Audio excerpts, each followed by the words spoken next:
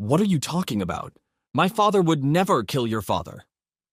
Maximilian looked up at Aiden from the floor of the airport hangar, his eyes wide open in shock. I can't tell if he's surprised because he doesn't know anything, or if he's surprised that I figured it out, Aiden thought. He kept the gun pointed at Maximilian and continued his interrogation while Lara stood by watching nervously, her brows knitted in concern. Not only did Raymond kill my father, but he also tried to kill me. And he did it so he could hand the Tiger Group over to you, Aiden growled. Maximilian shook his head. But that's impossible. My father was friends with Samuel. He wouldn't do anything like that, I swear. Aiden scoffed. Haven't you ever wondered how the Tiger Group ended up in your hands? Have you ever wondered why I grew up in an orphanage, while you've been enjoying all the money, power, and possessions that rightfully belong to me? Maximilian's eyes flashed with anger. My father and I did everything we could to carry on the legacy that your father started, hoping that one day the tiger would return. Aiden smirked. Well, I'm back, ready to take back what's mine. And I promised my father that I would get revenge on the man who killed him. If Raymond's already dead, well then I guess that leaves you. Maximilian started to get up from the floor. I won't sit here and listen to you badmouth my dead father. If you're going to kill me, get it over with. Or we can do this the easy way. I can walk out of here and you'll never have to see me again. Aiden planted his foot on Maximilian's chest and knocked him back to the ground. If you try to walk away, I'll have no choice but to assume that you're guilty. Besides, you can't walk away from the Tiger Group now. You know too much. Suddenly, Aiden heard a man's deep voice behind him. What the hell is going on here? He turned to see Ben Jameson walking toward them, with a grin on his face. Don't tell me you two already started the meeting out here. The captains are all waiting for you in the back room. Not at all, Ben. We were just on our way to the meeting. Right, Max? Aiden ordered Maximilian to his feet, with a wave of the gun. Maximilian hesitated. Just for the record, I don't usually take orders, or allow anyone to call me Max. That is, unless you're the tiger. He stood up from the floor and brushed himself off. Let's go. Lara let out a sigh of relief as Aiden put away the gun, and they all followed Ben into the meeting room.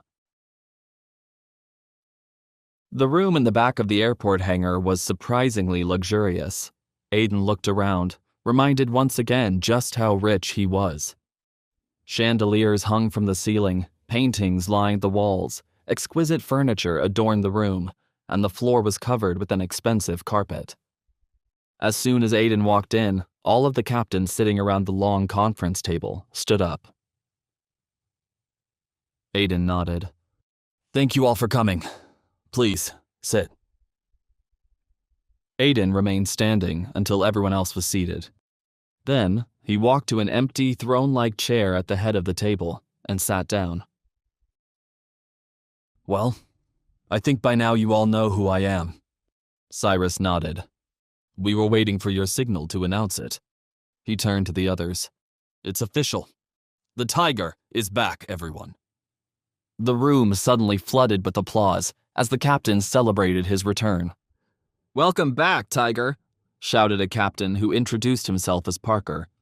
Now that you're back, the Tiger Group will get the respect it deserves. He pulled out a bottle of wine and started passing out wine glasses. I've been saving this vintage wine for a special occasion. I think Tiger's return deserves a celebration. Aiden cleared his throat. It's come to my knowledge that the Tiger Group's position is a bit shaky at the moment. So why don't we save the celebration for after we get our business affairs in order? Yes, Tiger, Parker replied, quickly putting away the bottle. Everyone quieted down again, all eyes on Aiden. I'm very grateful to you all for keeping things running in my absence. Now that I'm back, I will be taking the reins back from Maximilian. Aiden's words were met with murmurs of approval. We're all behind you, assured Lawrence. With your leadership, we will leave our competition in the dust, added Ben. Aiden held up his hand. However, Now is not the time to announce my identity to the world. As you all know, there's still a spy in our ranks. So I will continue operating undercover until we find the rat and plug the leak. Ben slammed his fist on the table.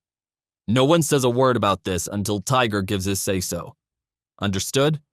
Everyone nodded in agreement. Good. Then that leaves just one order of business for today. Aiden smiled and turned to Maximilian. Max, since you've been running things in my absence, I'll need your help getting me up to speed. Maximilian bowed his head slightly and slid a briefcase across the table. Yes, Tiger, I will tell you everything I know. Inside this briefcase, you will find the deeds, titles, and access codes to all of the properties and accounts left to you by your father. Why is Maximilian cooperating so easily now? Aiden wondered.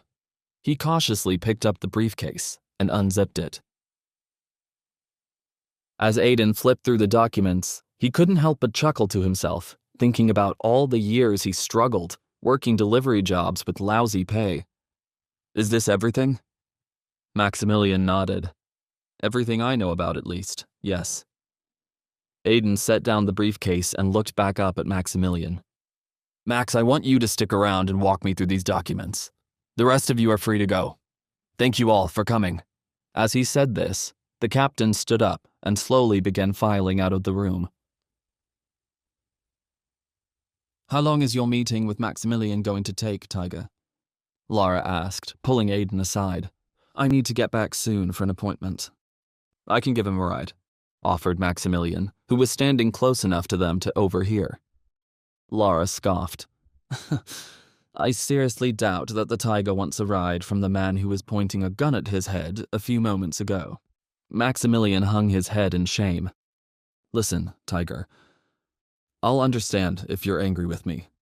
If I were in your place, I'd be furious.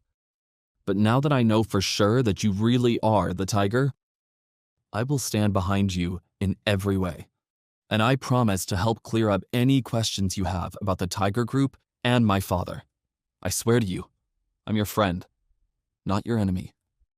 Aiden was quiet for a moment, thinking about how to reply to Maximilian's offer.